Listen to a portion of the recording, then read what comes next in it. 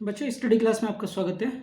आज हम social science का 10th का मिड टर्म का जो एग्ज़ाम हुआ है अभी उसके बारे में बात करेंगे। सबसे पहले आप लोग मेरे चैनल को सब्सक्राइब करें। आप लोगों को बहुत हेल्प मिलेगा बोर्ड के एग्ज़ाम में, चाहे 12वीं का हो या 10वीं का हो। ओके बच्चों, देखते हैं क्वेश्चन। पहला क्वेश्चन सोशल साइंस का 10th क्लास का पूछ रहा है। First question, which of the following is official language of India. तो इंडिया का ऑफिशियल लैंग्वेज बच्चों हिंदी भी है और इंग्लिश भी है, तो आंसर हो जाएगा डी। पहले का आंसर, क्वेश्चन नंबर फर्स्ट का आंसर हो जाएगा डी। दोनों ही, हिंदी इंग्लिश दोनों ही ऑफिशियल लैंग्वेज है इंडिया का। दूसरा क्वेश्चन कह रहा है बच्चों कि second question, which of the following state is related to Sardar Sarovar water resource project. देखो बच्चों, सरदार सरोवर जो डैम बनाया गया था वो नर्मदा नदी के ऊपर बनाया था गुजरात में, तो आंसर क्या हो जाएगा ए। दूसरे का आंसर क्वेश्चन नंबर 2 का ए करेक्ट है। क्वेश्चन नंबर 3, इसमें कह रहा है कि आइडेंटिफाई द करेक्ट मैच। इसमें से करेक्ट मैच कौन सा है। देखो बच्चों, फॉरेस्ट जो होता है स्टेट लिस्ट में भी आता है और सेंट्रल लिस्ट में भी आता है। ट्रेड स्टेट लिस्ट में भी आ जाता है और सेंट्रल लिस्ट में भी आता है। एजुकेशन स्टेट लिस्ट है, करेंसी जो है वो सेंट्रल लिस्ट में आता है, तो करेंसी बिल्कुल ठीक है। तो क्वेश्चन नंबर 3 का ए, क्वेश्चन नंबर 3 का ए आंसर हो जाएगा। क्वेश्चन नंबर 4 कह रहा है there is a heavy rainfall in the state Mrs Neeraj, yet there is a massive shortage of water in her state. According to you, which of the following steps should be taken by the Mrs. Neeraj and the resident of her state to overcome water storage? तो यहाँ पे option रखा है, every family should collect rain water, should migrate to some other state, the government should be changed. देखते हैं इसका correct answer क्या है। देखो बच्चों, इसका आंसर होगा कि हर किसी को रेन वाटर करना चाहिए और गवर्नमेंट की भी पॉलिसी होना चाहिए कि इसके लिए कानून बनाए, ठीक है। तो फोर्सफुली तो हम नहीं कर सकते, तो आंसर होगा इसका ए। क्वेश्चन नंबर 4 का आंसर होगा ए, ए करेक्ट है। क्वेश्चन नंबर 5, क्वेश्चन नंबर 5 बच्चों क्या कह रहा है कि विच religion has protected in Sri Lanka by making law in 1956। आप लोग जानते हो कि श्रीलंका 1948 में आज़ाद हुआ था, हमारे देश के आज़ाद होने के बाद। और बुद्धिज़्म को, जो शिमला लोग थे बुद्धिज़्म को ही मानते थे, तो इन्हीं को ही प्रोटेक्शन मिला था, तो आंसर होगा 5वें का ए। 5th का आंसर हो जाएगा ए। 6, इसमें कह रहा है कि which one is incorrect match. देखो, कमिंग टुगेदर फेडरेशन बेल्जियम, ये देखो बेल्जियम जो है उससे फेडरेशन नहीं बना था, तो यही गलत है, ठीक है। बाकी सारे सही है, तो आंसर हो जाएगा 7वें का आंसर हो जाएगा बी। और 7वें का हो जाएगा बी। 6 आपको बता देता हूँ। 6 में क्वेश्चन क्या पूछ रहा है बच्चों, कह रहा है कि when was the first cotton mill establish Mumbai. तो ये 1854 में हुआ था बच्चों। फिर इसके बाद फर्स्ट कॉटन मिल लगा भी था, कोलकाता में भी लगा था, मगर वो एस्टेब्लिश नहीं हो पाया था। मगर पहला एस्टेब्लिश जो हुआ था 1854 में हुआ था, वो मुंबई में, तो आंसर हो जाएगा बी। छठेगा क्वेश्चन नंबर 6 का आंसर हो जाएगा बी। ओके, अब देखो इसमें क्या रहा है कि अरेंज द क्रोनिकल ऑर्डर। ये बच्चों बहुत इंपॉर्टेंट क्वेश्चन है, बोर्ड में ऐसे क्वेश्चन आते हैं, तो आपको बता देता हूँ क्या क्या होता है। जलियांवाला बाग मासक्कर जो हुआ था वो 1919 में हुआ था, ठीक है। चंपारण 1917 में हुआ था। बारदोली किसान सत्याग्रह ये मेरे ख्याल से 1928 में हुआ था या 1922 के आसपास होता है। महात्मा गांधी कब आए थे, 1915 में। अब इसको आप अरेंज कर लो, ठीक है। तो सबसे पहले क्या हुआ इसमें, 4 के बाद आंसर हो जाएगा दूसरा, एंड फिर फर्स्ट एंड तीन, तो आंसर सी हो जाएगा बच्चों इसका करेक्ट। ओके, तो क्वेश्चन नंबर 8 का आंसर हो जाएगा, 8 का हो जाएगा आंसर सी करेक्ट है बच्चों। अब नेक्स्ट देखते हैं। ओके, क्वेश्चन नंबर 9, इसमें कह रहा है कि which of the following step could have to lead civil war in the Belgium.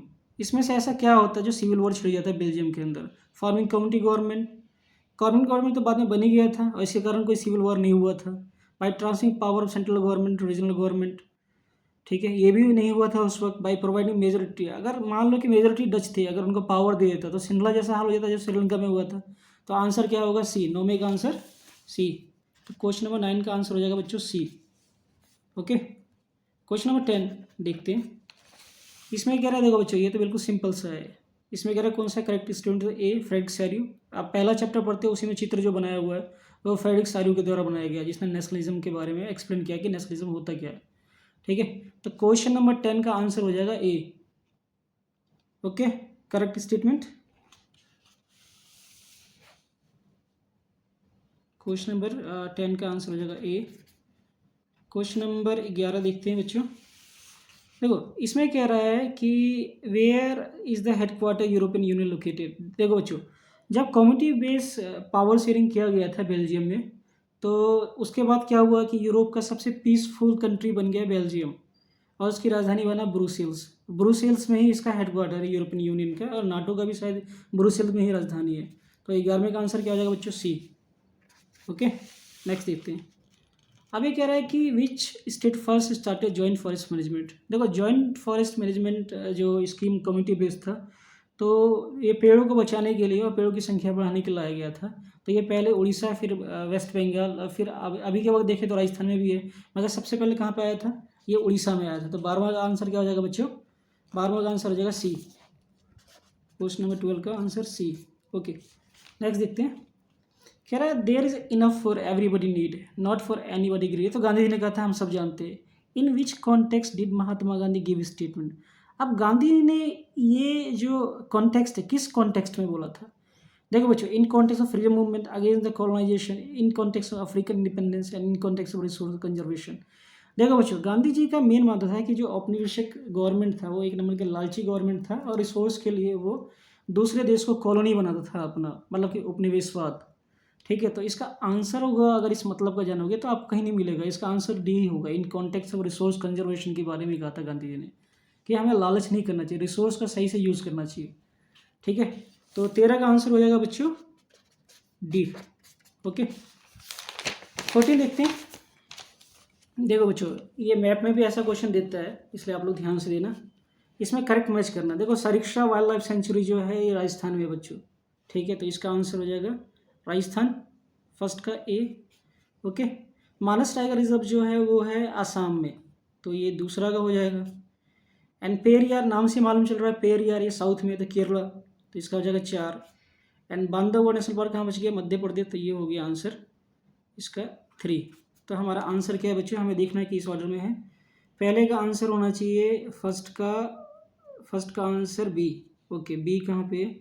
B ये रहा। दूसरे का आंसर जो होना चाहिए बच्चों डी।